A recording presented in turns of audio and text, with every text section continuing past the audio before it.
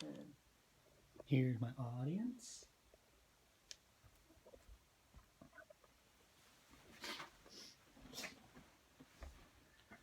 Do I seem like a violent person? I haven't been told that I'm a violent person, and I don't think I am. I don't want to get in fights with anybody. I don't have any thoughts about causing any massive attacks, and so I don't see a problem with that. And yet, I play video games quite often, and all these video games have some sort of violence.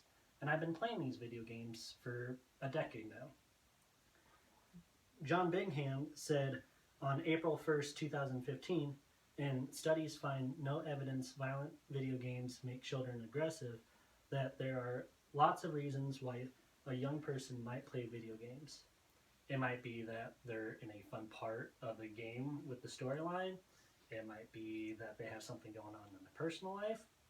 How I see it is that all of us have stress and we all have different ways of dealing with it.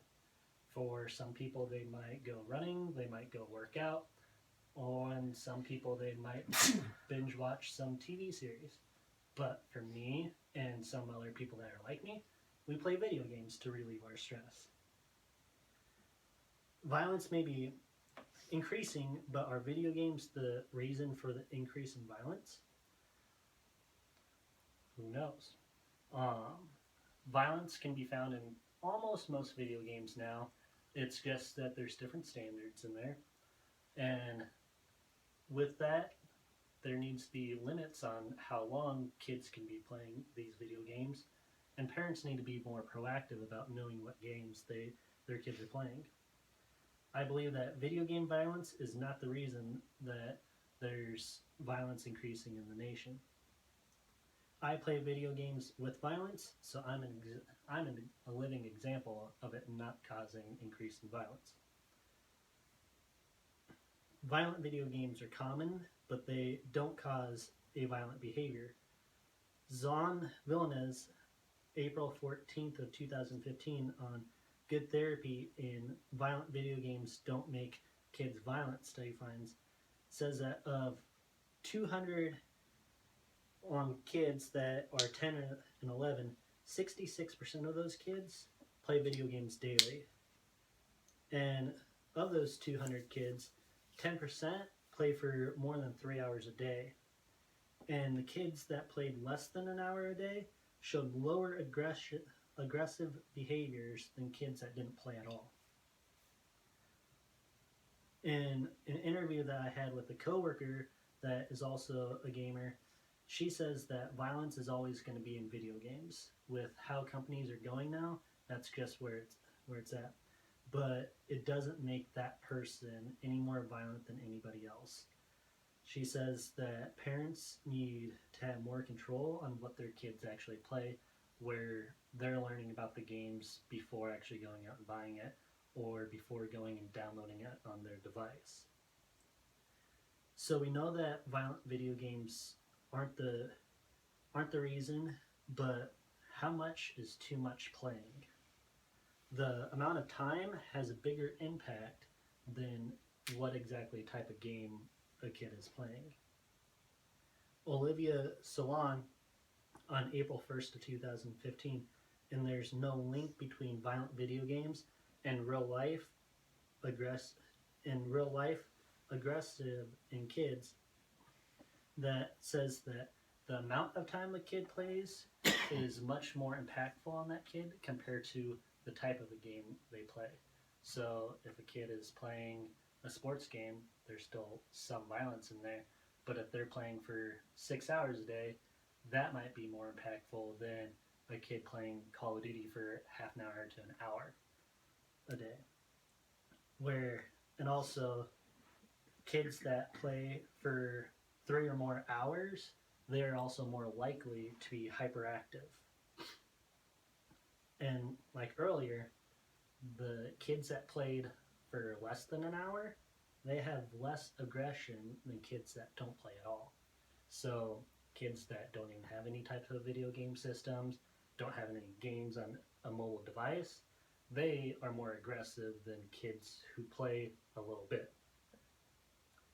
So we found out that quantity is more impactful than quality. Now, it's on parents to be more proactive and have a larger insight on what their kids actually play.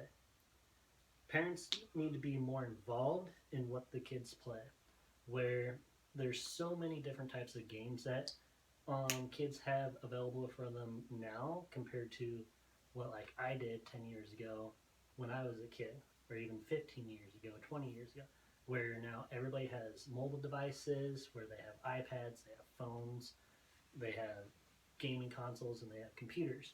So there's all these games from when I was a kid. There's just a gaming console and very few actual games on computers that we had access to, where it's on parents knowing what stuff is actually happening in games to know what their kids can actually be playing. Uh, Caroline Noer says on November 12th of 2012 in Common Sense Media on Gaming Tips, make sure games are age appropriate and set rules on how long a kid can play. Like a good example would be having a limit of an hour a day, and that could be an hour on all game systems combined, where it's not an hour on a phone and then an hour on computer, an hour on console. And then know what type of games they are playing.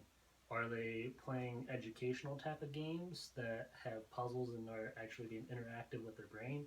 Or are they playing these violent video games like Grand Theft Auto series or Call of Duty or any of the other uh, violent ones? And then also kind of do some research on games and know what's happening in the game before even buying it, where the cover might look like it's a good game, but if you look at some reviews before buying it, is it actually going to be great for your kid play? So I expressed how I feel and what I found, that video games are not the cause of increased violence. We looked at how um, there's always going to be violence in video games. It just depends on how much is actually going on. That uh, there's that it's common in video games, and that the quantity is more important than the quality, and that parents need to be more proactive. So video games have violence within, but they are not the reason that the violence is increasing in the nation.